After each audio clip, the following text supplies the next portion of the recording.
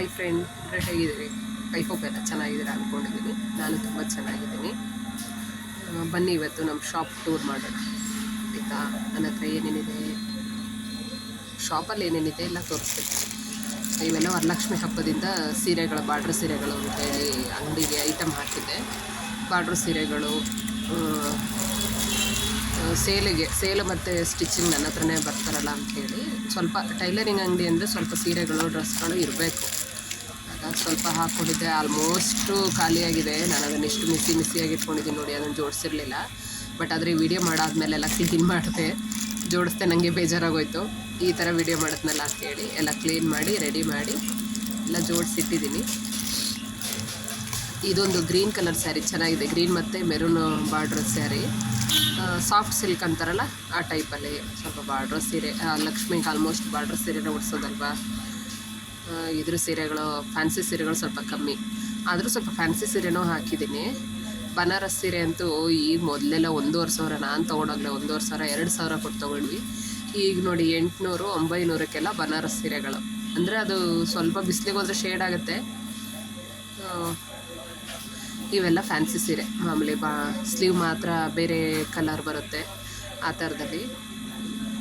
ಏನೋ ಅಂದ್ಕೋಬೇಡಿ, ನೀಟಾಗಿ ಜೋಡಿಸಿಲ್ಲ ಅಂತ ಹೇಳಿ. ನಾನು ಜೋಡಿಸಿರೋದೊಂದು ಫೋಟೋ ಇದಕ್ಕೆ ಆ್ಯಡ್ ಮಾಡ್ತೀನಿ. ನೀಟಾಗಿ ಜೋಡಿಸಿದ್ದೀನಿ ಫ್ಯಾನ್ಸಿ ಸೀರೆಗಳಿವೆಲ್ಲ.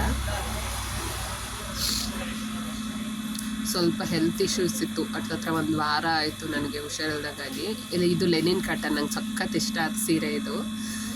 ಅದರಲ್ಲೇ ನಾನು ಆ್ಯಕ್ಚುಲಿ ಅದನ್ನು ಬರೀ 5 ಸೀರೆ ಹಾಕಿದ್ದೆ, 2 ನಾನೇ ಹೊಲ್ಕೊಂಡೆ, ಚೆನ್ನಾಗಿದೆ ಅಂತ ಹೇಳಿ.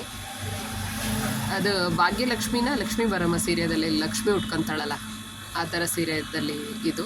ಅಂದರೆ ರನ್ನಿಂಗ್ ಬ್ಲೌಸ್ ಬಂದುಬಿಟ್ಟಿದೆ. ಅದು ನನಗೂ ಇಷ್ಟ ಆಗಲ್ಲ ರನ್ನಿಂಗ್ ಬ್ಲೌಸು, ಎಕ್ಸ್ಟ್ರಾ ಬೇರೆ ಬ್ಲೌಸ್ ಕೊಟ್ಟಿದ್ರೆ ಚೆನ್ನಾಗಿರೋದು. ಇನ್ನು ಮಾಮೂಲಿ ನನ್ನ ಸ್ಟಿಚಿಂಗ್ ಸೀರೆಗಳಿವೆಲ್ಲ, ಸ್ಟಿಚಿಂಗ್ ಬ್ಲೌಸ್ಗಳು, ಸ್ಟಿಚಿಂಗಿಗೆ ಬಂದಿರೋ ಸೀರೆಗಳು ಎಲ್ಲ. ಯಾವುದೋ ಒಬ್ಬರದೇ ಒಂದು 7 ಸೀರೆ ತಂದು ಕೊಟ್ಟಿದ್ದಾರೆ, ಅದು ಸ್ಟಿಚ್ ಮಾಡಬೇಕು. ಸ್ಟಿಚ್ ಮಾಡಿಲ್ಲ, ನಾನು ಅದೇ ಹೇಳಿದ್ನಲ್ಲ ಸ್ವಲ್ಪ ಹೆಲ್ತ್ ಇಶ್ಯೂ ಅಂತೇಳಿ ಸ್ಟಿಚ್ ಮಾಡಿಲ್ಲ. ಎಲ್ಲ ಹಂಗೆ ಇಟ್ಕೊಂಡಿದ್ದೀನಿ, ಮಾಡಿಕೊಡ್ಬೇಕು.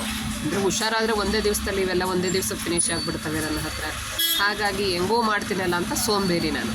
ಮಾಡಿದ್ರಾಯ್ತು ಅಂತೇಳಿ. ಟೈಲರಿಂಗ್ ಕೆಲಸ ಅಂತಂದರೆ ಏನು ಗೊತ್ತಾ, ಬಂದು ಹಾಕಿದ್ರೆ ಬಟ್ಟೆನ ಹಾಗೆ ಈಸ್ಕೊಂಡು ಹೋಗ್ಬಿಟ್ರೆ ತುಂಬ ಖುಷಿ. ಕೆಲವರು ಏನು ಮಾಡಿಬಿಡ್ತಾರೆ, ಹಾಕೋವರೆಗೂ ಇದ್ದು ಖುಷಿ, ತೊಗೊಂಡೋಗ್ಬೇಕಾದ್ರೆ ಇರಲ್ಲ ಅವರಿಗೆ.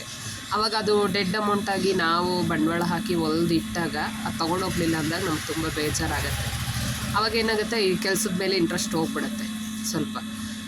ನನ್ನ ಹತ್ರ ಸುಮಾರು ಸೀರೆಗಳಂದರೆ ಬರ್ತಾ ಇರುತ್ತೆ. ಒಂದೊಂದು 6 ತಿಂಗಳು ವರ್ಷ ಆಗಿರೋರ್ದು ನಾನು ಅಲ್ಲಿ ಹಾಕಲ್ಲ, ಎಲ್ಲವನ್ನೂ ಎತ್ತಿ ಒಂದು ಮೂಟೆ ಒಳಗಡೆ ತುಂಬಿ ಎತ್ತಿಟ್ಬಿಡ್ತೀನಿ.